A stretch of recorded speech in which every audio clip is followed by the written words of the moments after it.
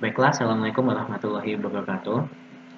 Selamat datang di praktikum PTI Chapter 2 di modul 7. Ini topiknya yaitu statistika proses kontrol dan biaya kualitas. Di modul 7 ini diampu oleh Laboratorium Opsi Undip. Jadi salah satu topik di modul 7 yaitu peta kendali. Jadi sekarang kita mencoba untuk membahas dan mencoba pelatihan untuk penggunaan software di peta kendali. Sebelum masuk ke pelatihan software, mungkin kita sedikit membahas mengenai penggunaan peta kendalinya. Karena kan peta kendali ada beberapa jenis kan.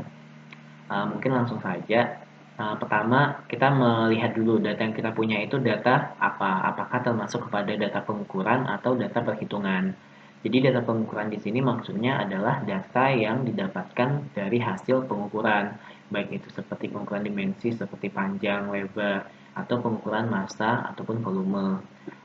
Jadi kalau data perhitungan itu data yang didapatkan dari perhitungan, sepertinya perhitungan unit, jumlah, seperti itu. Jadi di sini ada pengklasifikasiannya lagi berdasarkan jumlah sampelnya.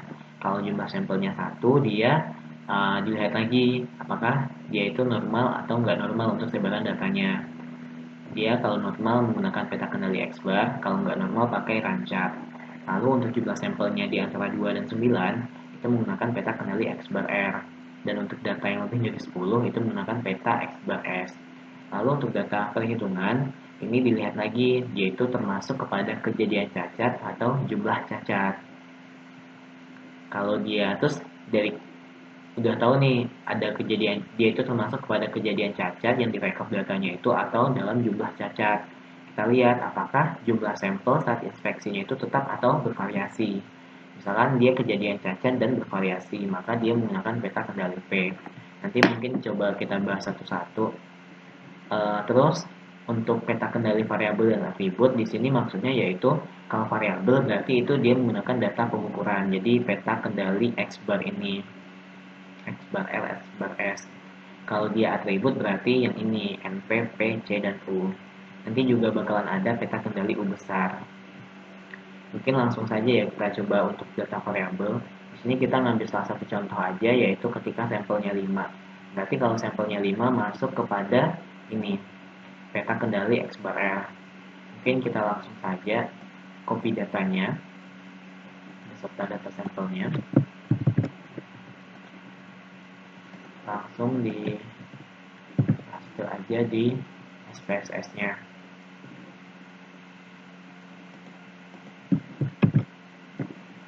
Kemudian ini diperhatikan lagi, misalkan data yang kalian punya nanti itu berbasis koma gitu untuk desimalnya, penggunaan penulisan Indonesia nanti diubah dulu dalam bentuk titik biar bisa di copy aja.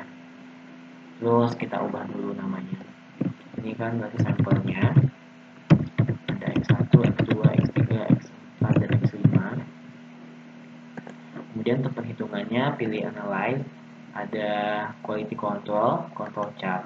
Kita pilih X bar S, lalu cache R subscript.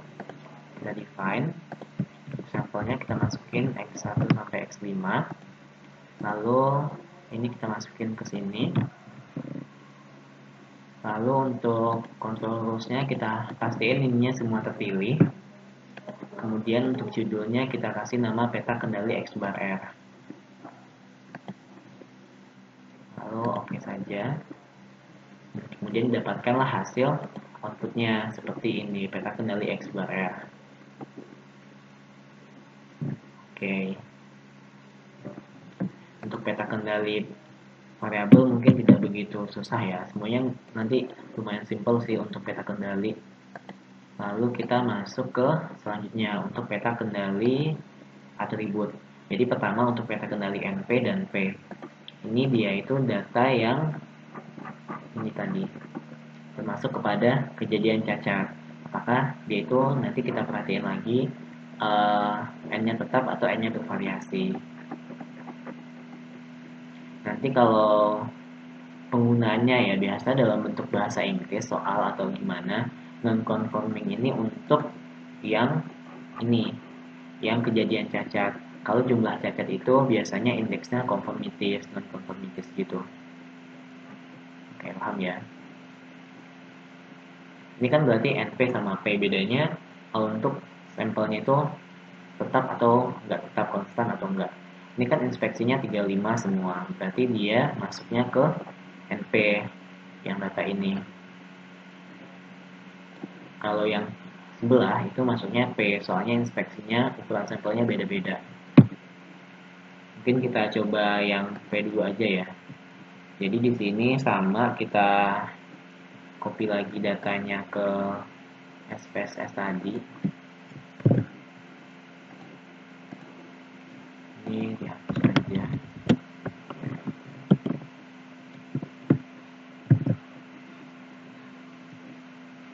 Terus kita kasih nama. Ini adalah number of inspection-nya.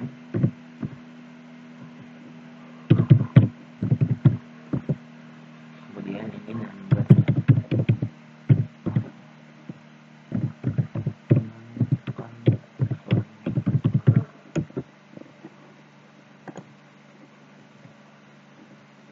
Oke, kita langsung pilih aja analyze, lalu pilih quality control, control chart,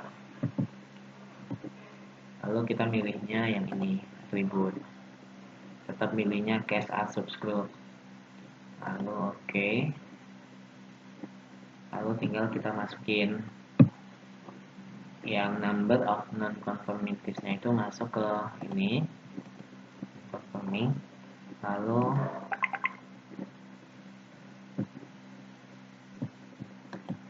sampelnya masuk ke situ.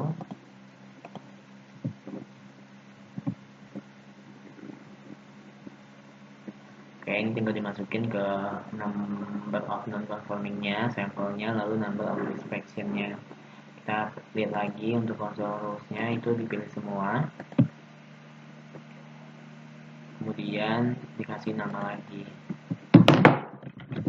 Peta kendali.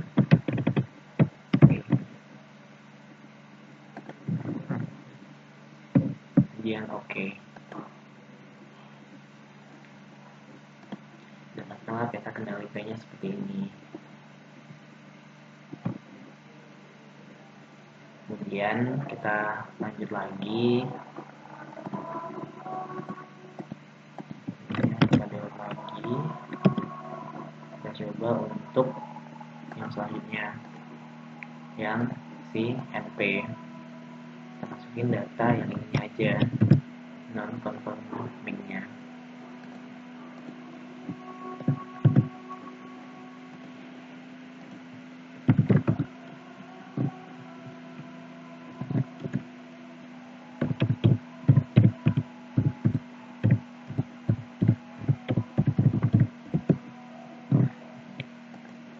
Oke, caranya sama seperti tadi, control chart. Ini tinggal saat menginput ininya, kita pilih konstan, dan konstannya tadi kan 35.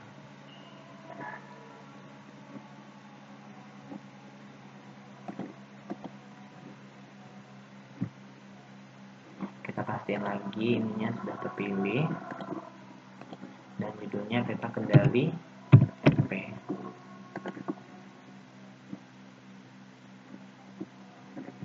Oke, peta kendali NP-nya seperti ini.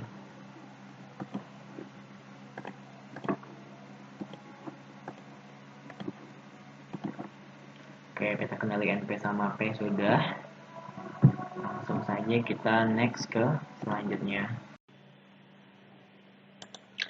Baiklah, setelah selesai untuk peta kendali NP dan P, kita masuk kepada peta kendali C dan U. Jadi sebelumnya mungkin menjelaskan sedikit ya mengenai kejadian cacat sama jumlah cacatnya.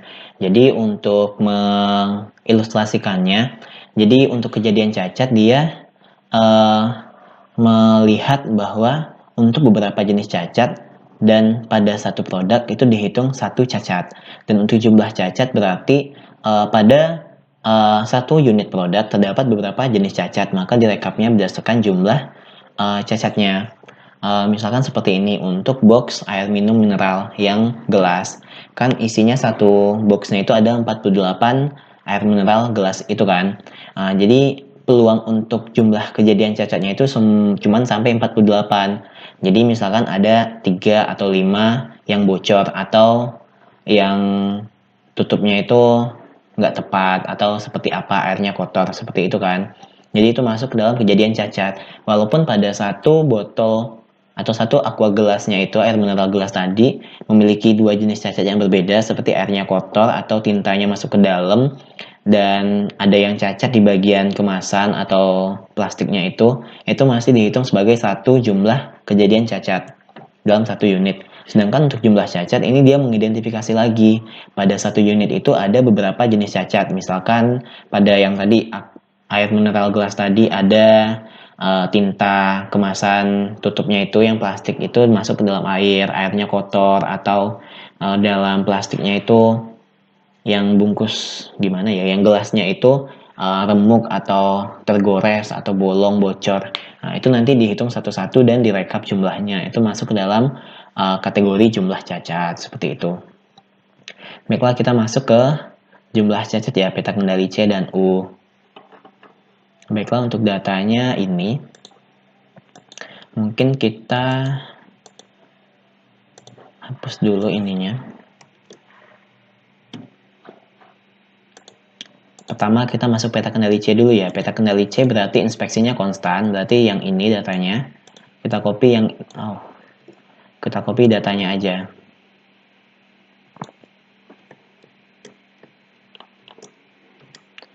Oke, kita paste di SPSS-nya. Kita kasih nama ini jumlah cacat.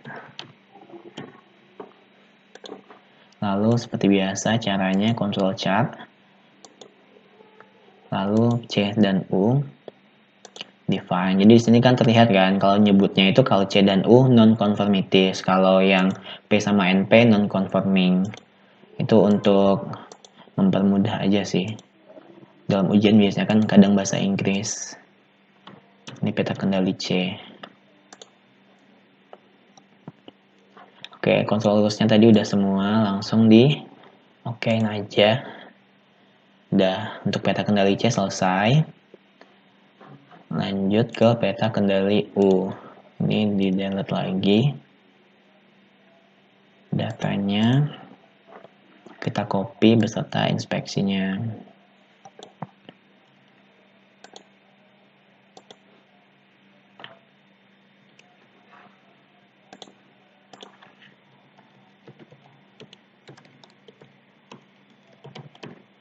Oh ya, ini nggak bisa dikasih spasi ya. Kalau dikasih spasi nanti itu error. Jadi kalau mau misahin biar bacanya enak tuh dikasih underscore aja untuk namanya.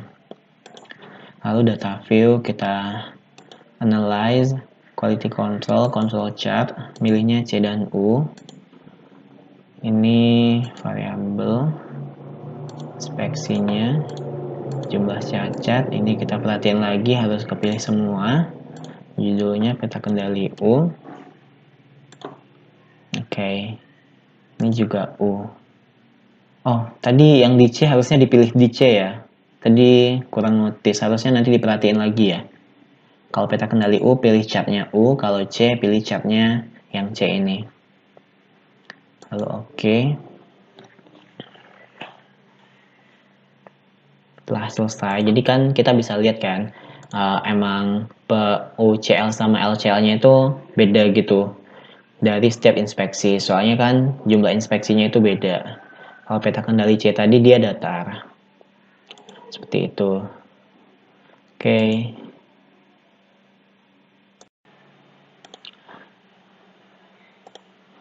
Baiklah, kita masuk ke yang pembahasan terakhir yaitu mengenai kapabilitas proses. Jadi di sini untuk kapabilitas proses itu kemampuan dari prosesnya untuk menghasilkan produk atau jasa, apakah itu sudah sesuai sama ekspektasi pelanggan atau belum, atau apakah sudah sesuai dengan spesifikasi yang seharusnya atau belum yang ditetapkan oleh perusahaan. Ini untuk datanya. Pertama kita pindahin dulu ke softwarenya. Untuk kapabilitas proses kita gunain Minitab. Oke, untuk Minitab. Jadi kalau di SPSS tadi untuk koma desimalnya itu menggunakan titik, kalau untuk di Minitab desimalnya pakai koma. Langsung saja pilih stat. Lalu quality tools, capability analyze, normal. Di sini milihnya yang subgrupnya itu kan pertama apa namanya ini across overall. Pilih semua. Lalu untuk lower sama upper specs-nya ini nanti kalian ngitung dulu. Jadi nanti sebelum menghitung kapasitas proses kalian bakal nentuin USL sama LSL-nya. Ini misalkan kita udah punya USL sama LSL-nya.